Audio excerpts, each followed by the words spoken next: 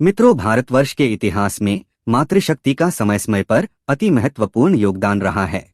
खासतौर पर महाभारत और रामायण काल में उनकी भूमिकाएं अद्भुत रही हैं।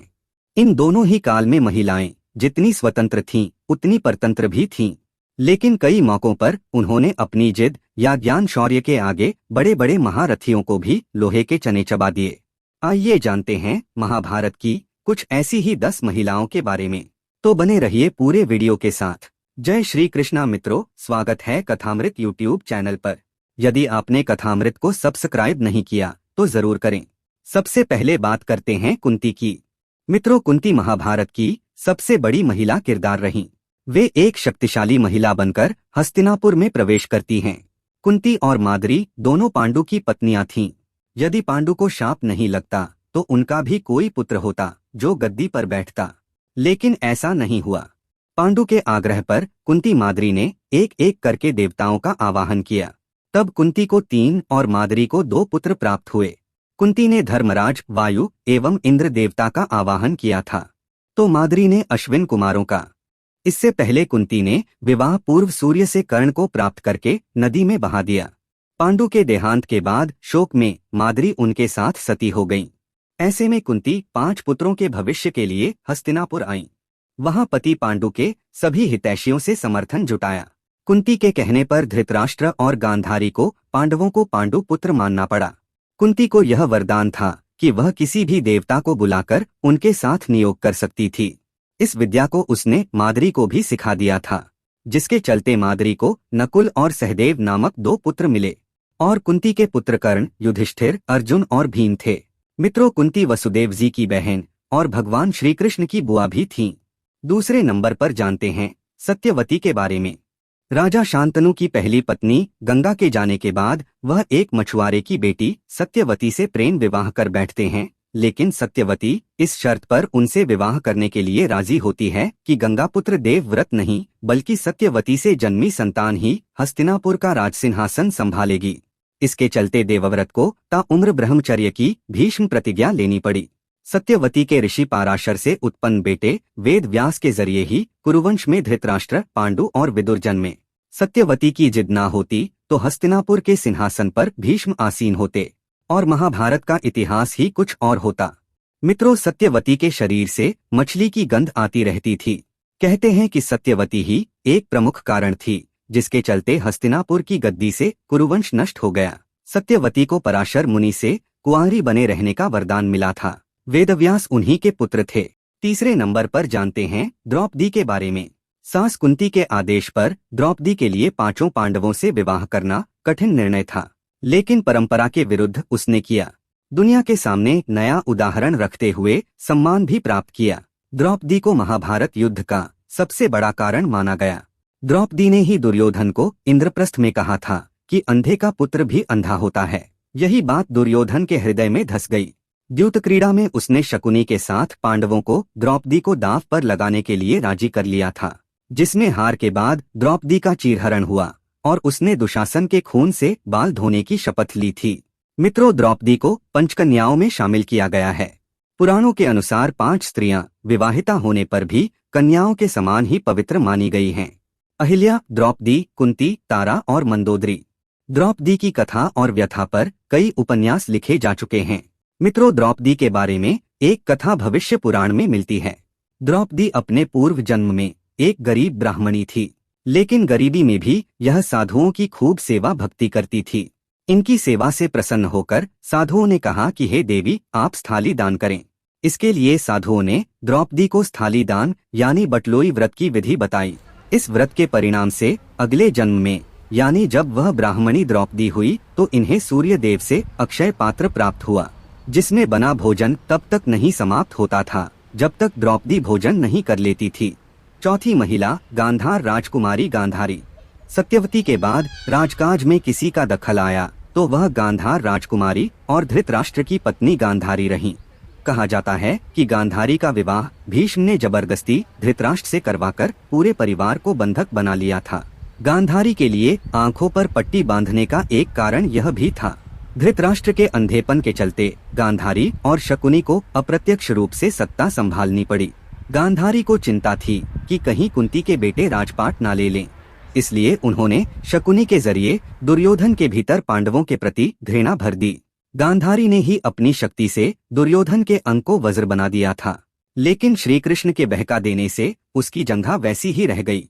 गांधारी मानती थी कि श्रीकृष्ण के कारण युद्ध हुआ और उन्हीं के कारण उनके पुत्र मारे गए, तभी गांधारी ने श्रीकृष्ण को कुल नाश का श्राप दे दिया था। 5वें नंबर पर सुभद्रा।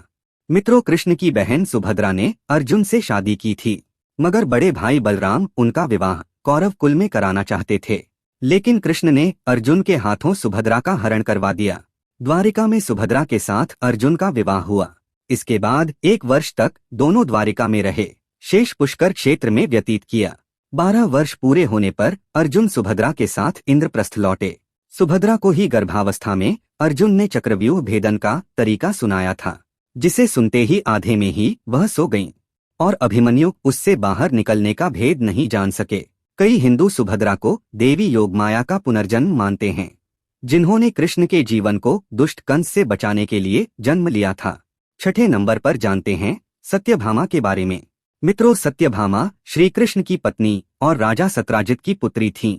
सत्यभामा को अपने सुंदर होने का और श्रेष्ठ घराने की राजकुमारी होने का घमंड था और देवमाता अदिति से उन्हें चिरयौवन का वरदान मिला था। इसके चलते और अहंकारी हो गईं। सत्यभामा राजकार्य और राजनीति में खास रुचि लेती थीं। नरकासुर वध के बाद जब श्रीकृष्ण स्वर्ग गए तो इंद्र ने उन्हें पारिजात पुष्प दिया। इसे श्रीकृष्ण ने रुक्मिणी को दे दिया। तभी नारद जी आए और सत्यभामा को बताया कि पुष्प के प्रभाव से रुक्मिणी भी चिरयौवन हो गई हैं। यह सुनकर सत्यभामा क्रोधित हो गईं और श्रीकृष्ण से पारिजात वृक्ष की जिद करने लगीं। सत्यभामा का घमंड आखिरकार हनुमान जी को तोड़ना ही पड़ा। मित्रों, सत्यभामा के कारण ही धरती पर पारिजात के वृक्ष पाए जाते हैं, क्योंकि उन्होंने श्री कृष्ण से इसे स्वर्ग से लाने को कहा था। 7वीं महिला लक्ष्मणा।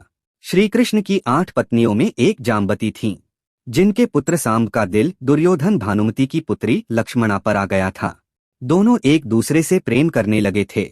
दुर्योधन के पुत्र का नाम लक्ष्मण था और पुत्री का नाम लक्ष्मणा था, मगर दुर्योधन अपनी पुत्री का विवाह श्री कृष्ण के पुत्र से नहीं करना चाहता था।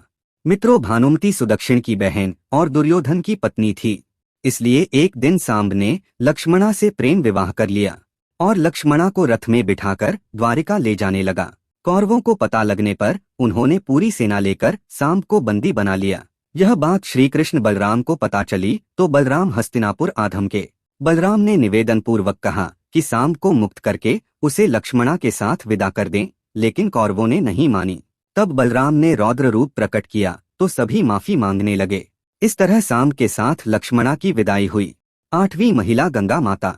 मित्रों, ब्रह्मा के शाप के चलते गंगा को मनुष्य योनि में जन्म लेना पड़ा और फिर राजा शांतनु से उनका मिलन हुआ। गंगा ने शांतनु से विवाह करने की शर्त रखी कि मैं आपसे इस शर्त पर विवाह करूंगी कि चाहे मैं कुछ भी करूं, आप कभी मुझसे ये नहीं पूछेंगे कि मैं वैसा क्यों कर रही हूं, अन्यथा मैं स्वर्ग चली जाऊंगी। शांतनु ने शर्त मंजूर कर ली। गंगा और शांतनु के पुत्र होते थे तो गंगा उन्हें नदी में बहा देती थी। शर्त में बंधे शांतनु कुछ नहीं कहते थे, लेकिन अपने 8वें पुत्र को जब गंगा नदी में बहाने लगी तो शांतनु ने उन्हें रोककर पूछ लिया कि तुम ऐसा क्यों करती हो। शर्त भंग होने के बाद गंगा ने कहा कि ये 8 वसु थे जिन्हें शाप के चलते मनुष्य योनि में जन्म लेना पड़ा, लेकिन इस 8वें पुत्र को अब मनुष्यों के दुख भी भोगने होंगे। यही पुत्र आगे चलकर भीष्म पितामह कहलाए। 9वीं महिला थी उलूपी। कहा जाता है कि उलूपी ने अर्जुन से तब मुलाकात की जब वह निर्वासन में थे और जिसके साथ उन्होंने अपने बेटे इरावन को जन्म दिया। मित्रों, अर्जुन की पत्नी उलूपी भी मायावी शक्ति से संपन्न महिला थी। कहते हैं कि उलूपी जलपरी थी। उसी ने अर्जुन को जल में हानि रहित रहने का वरदान दिया था। इसके अलावा उसी ने चित्रांगदा और अर्जुन के पुत्र वभ्रुवाहन को युद्ध की शिक्षा दी थी। महाभारत युद्ध में भीष्म पितामह को मारने के बाद तथा वसुओं से शापित होने के बाद उलूपी ने ही अर्जुन को शापमुक्त भी किया था। मित्रों, उलूपी को महाभारत में कई नामों से जाना जाता है, जैसे भुजगतमजा, भुजगेंद्र कन्या, भुजगोत्तमा कौरवी, कौरव्य दुहिता, कौरव कुलानंदिनी, पन्नगानंदिनी, पन्नागसुता, पन्नगात्मजा, पन्नगेश्वर कन्या, पन्नागी और उरागात्मजा। अंत में जानते हैं 10वीं महिला घटोत्कच की पत्नी मोरबी के बारे में। मोरवी द्वापर युग के प्राग ज्योतिषपुर, जो वर्तमान में असम के नाम से जाना जाता है, वहां के राजा दैत्यराज मूर की पुत्री थी एवं यह देवी कामाख्या की परम भक्त थी। दैत्यराज मूर की पुत्री होने के कारण उसे मोरवी नाम से भी जाना जाता है। ऋषि वेदव्यास द्वारा रचित स्कंद पुराण के कौमारिका खंड में एक कथा के अनुसार जब श्री कृष्ण ने दैत्यराज मूर का वध किया था, जिससे श्री कृष्ण को मुरारी नाम से पुकारा जाने लगा, उसी समय मोरवी ने अपने पिता के वध का बदला लेने के लिए श्री कृष्ण को रणभूमि में युद्ध के लिए ललकारा था एवं उनसे युद्ध करने लगी। श्री कृष्ण के प्रत्येक अस्त्र को विफल करने लगी। अंततः श्री कृष्ण ने मोरवी का वध करने हेतु सुदर्शन चक्र धारण कर लिया। श्री कृष्ण के ऐसा करते ही देवी कामाख्या प्रकट होकर श्री कृष्ण से मोरवी का वध न करने के लिए कहा और मोरवी को कहा कि हे मोरवी, यह तुम्हारे भावी श्वसुर हैं, अतः इनसे क्षमा याचना करके इनका आशीर्वाद प्राप्त करो। तत्पश्चात मोरवी ने ऐसा ही किया। कालांतर में श्री कृष्ण के आदेशानुसार महाबली भीमसेन हिडिंबा के पुत्र घटोत्कच मोरवी द्वारा नियोजित युद्ध की प्रतियोगिता जीतने पर मोरवी का विवाह घटोत्कच से करवा दिया गया। कुछ समय पश्चात घटोत्कच और मोरवी को 3 पुत्रों की प्राप्ति हुई, जिनके नाम बर्बरीक, अंजन पर्व और मेघवर्ण रखे गए। तो मित्रों, यह वीडियो यहीं तक। यदि आपने कथामृत को सब्सक्राइब नहीं किया तो जरूर करें। सबको जय श्री कृष्णा।